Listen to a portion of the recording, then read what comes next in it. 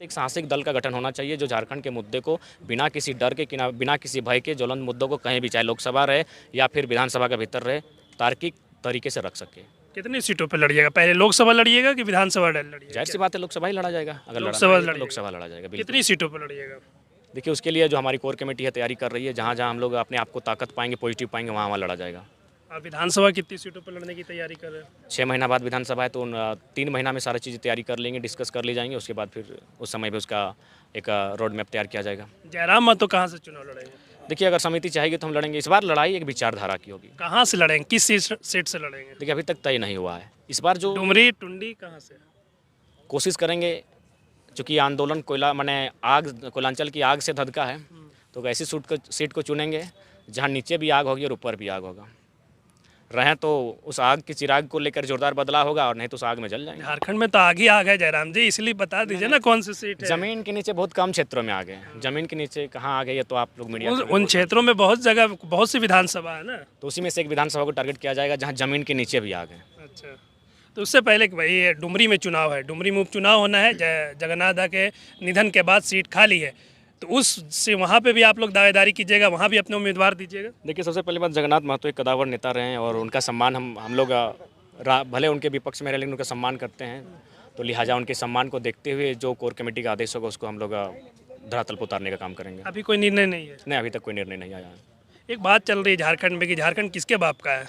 किसके बाप का झारखंड, आप ही बताइए। जो लोग कटे हैं, मरे हैं, जान दिए हैं, जो सदियों से इस भूभाग में, यहाँ के बाद कहीं उनका कुछ नहीं है, जाहिर सी बात है उनका है। जिनका दोनों राज्यों में ये तो असंवैधानिक है, 2 राज्यों में वोटर आईडी असंवैधानिक है, 2 राज्यों में आरक्षण का लाभ यह असंवैधानिक है, तो जो लोग सिर्फ यहीं रहते हैं, यहीं के, झारखंड उनका है। लेकिन वो लोग जो बोल रहे हैं, जिनका आप विरोध करते हैं कि हम जन्म मेरा यहीं पे हुआ, मेरे माता पिता यहीं के रह रहे हैं, यहाँ पर आकर 32 का खतियान नहीं है, तो क्या हम बाहरी हो गए? देखिए जन्म के आधार पर ये तय नहीं हुआ है कि आप वहाँ के स्थानीय होंगे, ये कभी तो तय नहीं हुआ है। हमारे लोग भी तो महाराष्ट्र में है, तमिलनाडु में है, तेलंगाना में है, केरला में है, वहाँ पति पत्नी के साथ रहते हैं, वहाँ भी लगभग हज़ारों बच्चों का जन्म हुआ है, तो क्या वो उस राज्य के हमारा कोई पहचान मिल पाया, या फिर हमारे स्थानीय तो उस राज्य की हो पाई? नहीं हो पाई। तो इसलिए ये दलील नहीं है कि आप यहाँ के जन्म ले लिए। जन्म कोई हॉस्पिटल में लेता है, कोई चलती ट्रेन में ले लेता है, तो क्या वो प्रॉपर्टी उसकी हो गई? नहीं, ये कोई तर्क नहीं हुआ। तर्क ये हुआ कि आपका इस राज्य के अलावा किसी अन्य राज्य में सरकारी दस्तावेजों के अलावा कहीं नाम नहीं हो, तब आप उस राज्य में दावा कर सकते हैं। सरकारी दस्तावेज में हो सकता है। अगर हम झारखंड के हैं तो तमिलनाडु की सरकारी दस्तावेज की जो सरकारी नौकरी है उसमें मेरा नाम हो सकता है किसी नौकरी के माध्यम से, लेकिन अन्य किसी भी सरकारी दस्तावेज, चाहे ज़मीन का हो या अन्य किसी का हो, आपका नाम नहीं होना चाहिए। कि हमारी सबसे बड़ी समस्या, जो हमसे नफरत भी करते हैं, हमें घृणा की दृष्टि भी देखते हैं, वो बोलते हैं कि बंदे में दम है। वही सुकरात की कहानी आपको याद होगी कि सुकरात को 20 का प्याला जबरन पिलाया गया था। क्यों?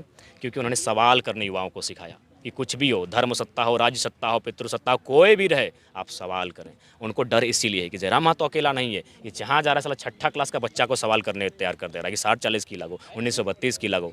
आज ये तो जागरूकता ही है। इतने बड़े पैमाने पर 1932 को लेकर, 60-40 को लेकर इस राज्य में कभी जागरूकता नहीं आई थी। इसके लिए आभार आपके तमाम मीडिया चैनल्स का, सोशल मीडिया का, प्रिंट मीडिया का, डिजिटल, सबका आभार। लेकिन इस बात को, सच्चाई को स्वीकार करना होगा, कम्युनिकेशन ना होने के कारण इतना बड़ा, भले वो माने ना माने, लेकिन संदेश के रूप में जो इस बार जो बड़े पैमाने पर संचार हुआ है, इससे पहले नहीं हुआ था।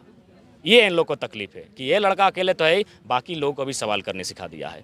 हम लोग का विधायक लोग का इमेज कम हो चुका है। बिल्कुल, अब तो मैंने एक ओछी दृष्टि से विधायकों सांसदों को देखते हैं यहाँ के युवा। आप लोग तो डायरेक्ट बाहरी करार देते हैं ना कि बाहरी सांसद, बाहरी विधायक। अच्छा एक बात बताइए, क्या हम लोग ये बात बताइए, इतने दिनों से झारखंड अलग हुआ, जब तक झारखंड के लोग राजनीतिक दृष्टिकोण से आगे नहीं बढ़ेंगे, क्या बदलाव होगा? यही हम 2 उदाहरण देते हैं। अभी जो वर्तमान में सरकार में बैठा है, बीजेपी तो बाहर को ही चुनती है। बीजेपी का मतलब है चाहे नाथवानी रहे, चाहे आपका नकवी जी रहें या फिर कोई रहे, सब वो मैक्सिमम बाहर के लोगों को चुन के भेजते हैं। अब झारखंड की बात कीजिए, सविता महतो, आप याद होगा, सुधीर महतो का देहांत हुआ है, उप मुख्यमंत्री। 3 दिन हम लोग माने 3 दिन का एक महत्व होता है हम लोग का क्रियाक्रम में। उसको बुलाया जाता है कि आइए राज्यसभा का टिकट देंगे, फिर वापस रोते हुए जाती है, महुआ माझी क्या योगदान है आंदोलन में, सीधे राज्यसभा भेज दी जाती है। तो क्या मतलब हम लोग में इतना योग्य नहीं है कि हम लोग राज्यसभा, लोकसभा, विधानसभा जा सके? अभी झारखंड नाम की पार्टी अगर इस प्रकार का भेदभाव करती है तो हम बीजेपी की तो बात ही नहीं करेंगे, उसका तो फुल फॉर्म ही हम लोग भारतीय जनता पार्टी बोलते हैं।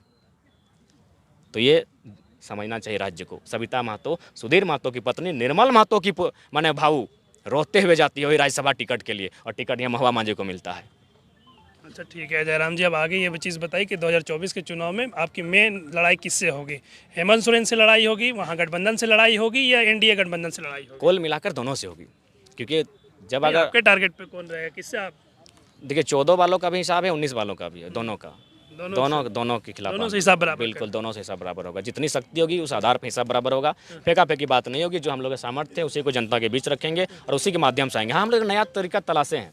अभी जितने भी विधायक सांसद उनका आरटीआई करके संपत्ति एकत्रित कर रहे हैं और मज़ेदार चीज़ें आई हैं। 22 गो अकाउंट है, किसी का लगभग 4-5 स्टेट में ज़मीन है। तो ये मज़ेदार चीज़ें देखने को मिलेंगी। हालांकि जान हम लोग का रिस्की होगा, लेकिन जिस विधानसभा में लोग प्रचार के लिए जाएंगे आधा घंटा खाली डिस्कस करेंगे, ये देखिए तौर नेतवा के कहाँ कहाँ ज़मीन वहाँ हो, भले वो गोली मारा दिक्कत नहीं। और उसके बाद जनता से एक ही सवाल पूछेंगे कि आप विधायक चुन के भेजे हैं या व्यापारी, जनता तय करे, दूसरा कुछ नहीं पूछेंगे। झारखंड लाइव की और वीडियोस को देखने के लिए चैनल को सब्सक्राइब करें और सीधे नोटिफिकेशन पाने के लिए बेल आइकन दबाएं।